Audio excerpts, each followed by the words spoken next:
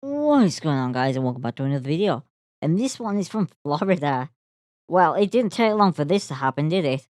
440 students quarantined in one Florida county due to COVID-19 2 days after the start of the school year. And the governor's got to take responsibility for rules, one official has said. Oh, you know this was going to happen. I knew this was going to happen. We've talked about it, about what the governor of California has been doing, and about how there was a lawsuit against him, how one mother, multiple mothers with immunocompromised children were keeping their children from going to school because they thought this would happen.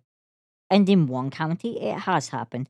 440 students have had to quarantine because they've all tested positive for COVID-19. A total of 414 students have been quarantined in Palm Beach County due to COVID-19 just 2 days after the start of the school year. That is right, 2 days it took. The Palm Beach County School District told the ABC. District kicked off the school year with in-person classes on Tuesday for the first time since last March. District requires face coverings inside school and buses for all students unless their parents opt out, which clearly is what has happened, as well as staff. But it didn't stop the virus from affecting return to school. So far, there are 34 confirmed COVID-19 cases, 26 among the staff, and 108 among students within the school district according to its COVID-19 dashboard. This is terrible. What's more terrible is that the staff opted out, not the children.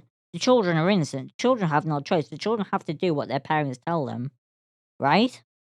That's what happens. The parents go in with a note, and their child has to follow what their parents has told them. That's just the reality of it. The children are innocent, but the staff aren't innocent. The staff should know better. The staff are adults, and the staff can make choices and decisions.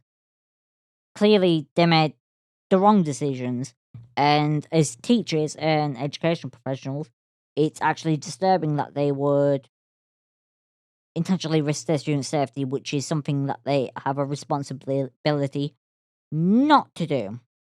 So, with regards to what I was talking about the parents of disabled students who are keeping the kids out of school because they're immunocompromised and they don't want to risk their children catching COVID and the potential effects that could have on their children. This is proof.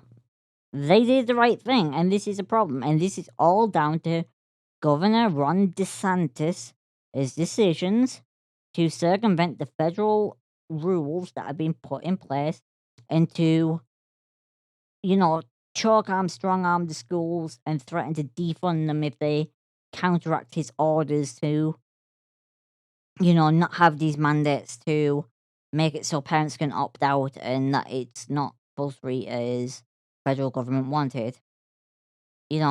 Student Caden Hart, a sophomore at Dwyer High School, is one of the pupils quarantined after both of his parents tested positive for the virus.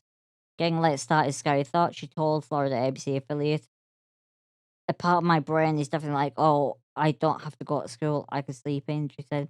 But the majority of me is really concerned about being left behind this year. She's worried just not for herself, but for other students who will struggle with quarantine and potential falling behind.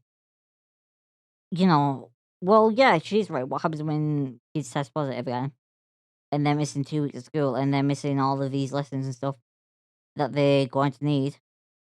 District Superintendent Michael J. Burke said that he'll revisit the facial covering requirement every 30 days and adjust accordingly. We'll go down to the bottom one. The governor's got to take responsibility for establishing the ground rules while operating under, Burke said on MSNBC Thursday, and this ability for families to opt out is leading to more cases, which is ultimately going to send more kids home and deprive them of their traditional classroom experience.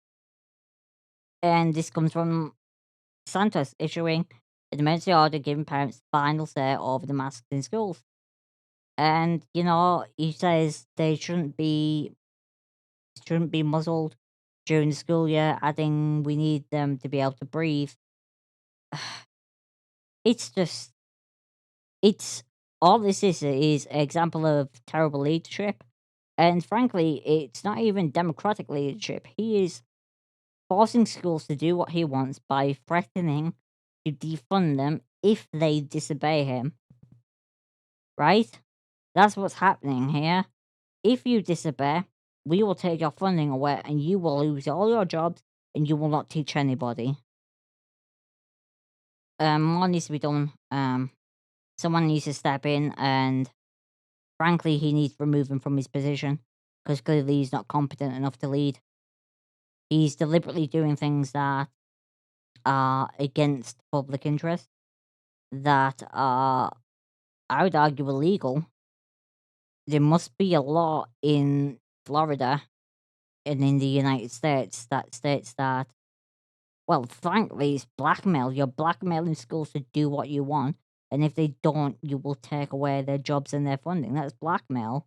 That's a crime. Why is nobody arresting him? And that's what needs to happen.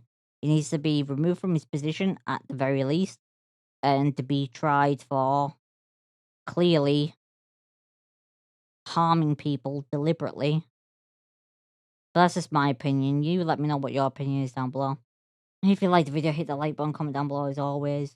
I think this is a terrible situation for families and a lot of people who are scared, and it's just making the problem worse when it could have been a lot easier. And all it's doing is just hurting these kids' lives, frankly.